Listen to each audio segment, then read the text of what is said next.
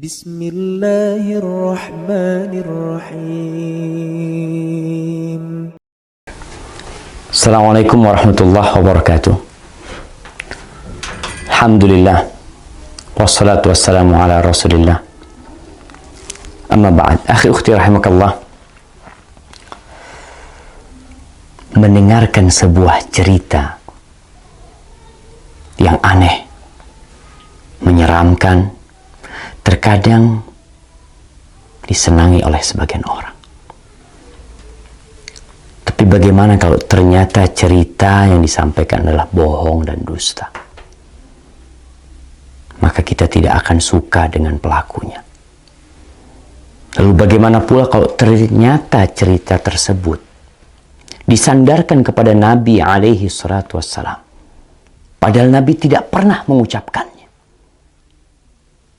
Kalau di negeri kita sekarang, pemerintah sedang memerangi hoax, dusta, maka para ulama umat Islam sejak dahulu kala memerangi dusta atas nama Nabi alaihi salatu wassalam. Tadi pagi ana mendapatkan kiriman sebuah video pendek yang menceritakan tentang bakal terjadi sesuatu yang mengerikan apabila pertengahan Ramadan itu tepat pada hari Jumat. Dengan semangat dia membacakannya, membuat orang yang menontonnya akan tertarik dan mungkin percaya.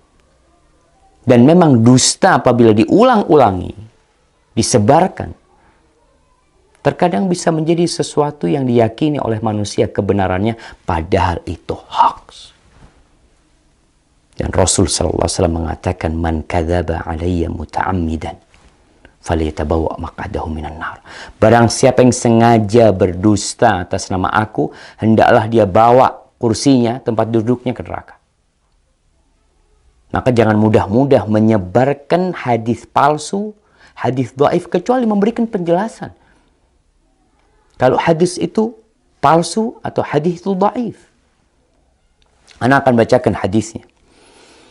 An Ibnu Mas'ud, dari Abdullah bin Mas'ud radhiyallahu taala anhu qala Rasulullah sallallahu alaihi wasallam, Rasulullah sallallahu alaihi wasallam bersabda, padahal Nabi tidak pernah menyabdakan hal ini. Idza kana sayhatun fi Ramadan fa innahu yakunu ma'ma'atun fi Syawal wa tamyizul qabail fi Dzil Qa'dah wa tasfikud dima fi Dzil Hijjah wal muharram wa mal muharram yaquluha 3 marrat hayhata hayhata yaqtulun nas fihi harajan haraja. Qulna wa ma as-sayhatu ya Rasulullah?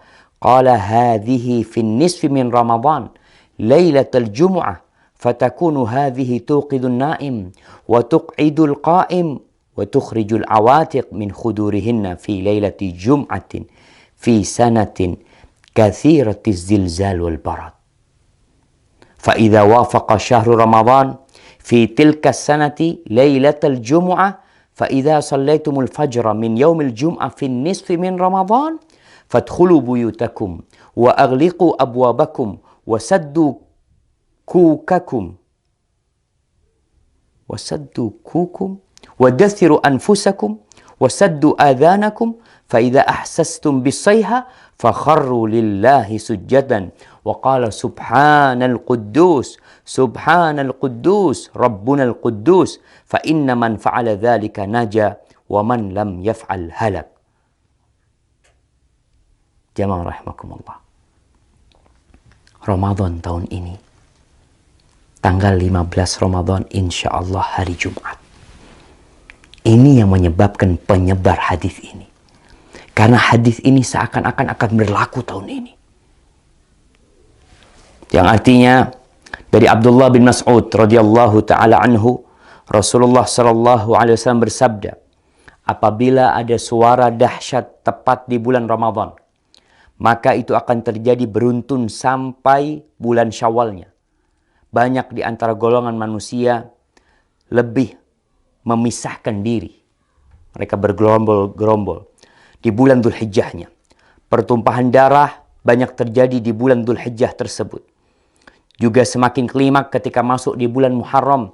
Rasulullah SAW menyebutkan hal itu 3 kali. Apa yang harus kami lakukan di bulan Muharram? Para sahabat bertanya, sayang. Sungguh sayang, kata beliau. Mereka tidak mengetahui dan apa yang harus dilakukan di bulan Muharram. Saat itu di antara manusia banyak yang saling membunuh. Apa suara dahsyat itu ya Rasulullah? Sahabat bertanya kepada Nabi SAW. Suara keras itu adalah mulai terjadi di pertengahan bulan Ramadan yang bertepatan di malam Jumat. Suara dahsyat itu mengagetkan orang-orang yang sedang tidur, menjatuhkan orang yang sedang berdiri.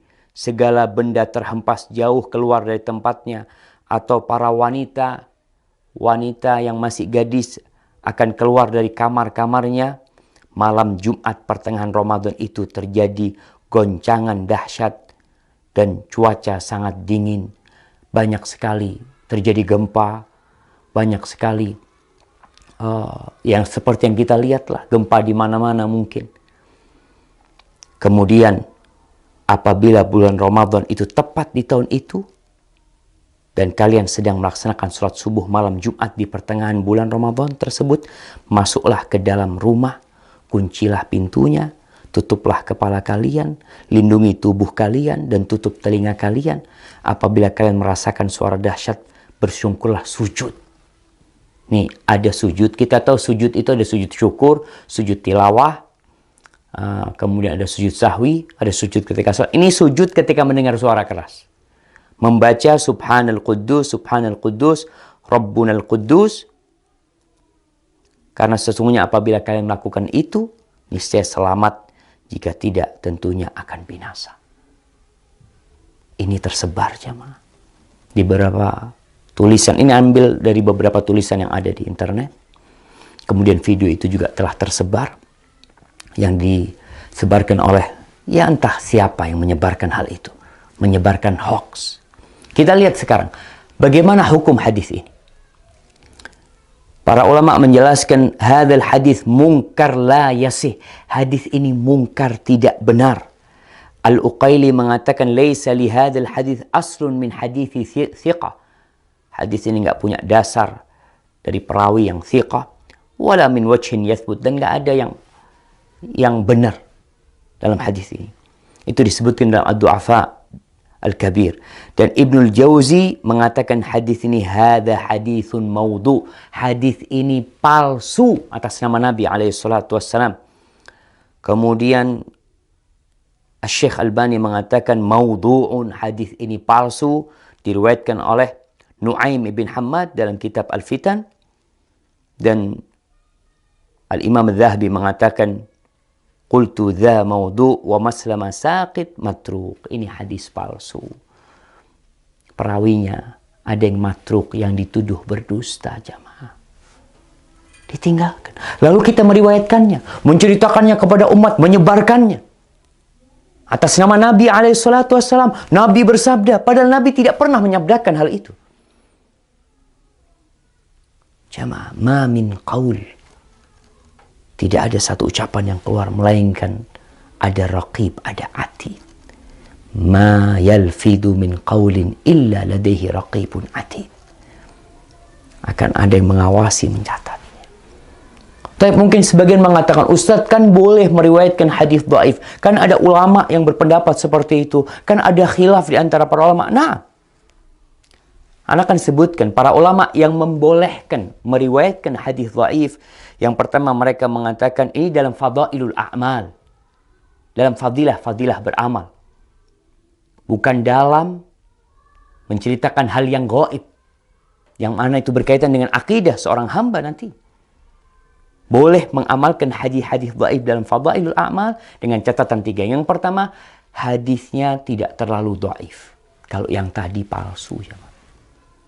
Yang kedua, hadis ini masuk dalam kaidah umum sebenarnya. Yang ketiga, tidak boleh meyakini ketika mengamalkan bahwa itu dari Nabi SAW.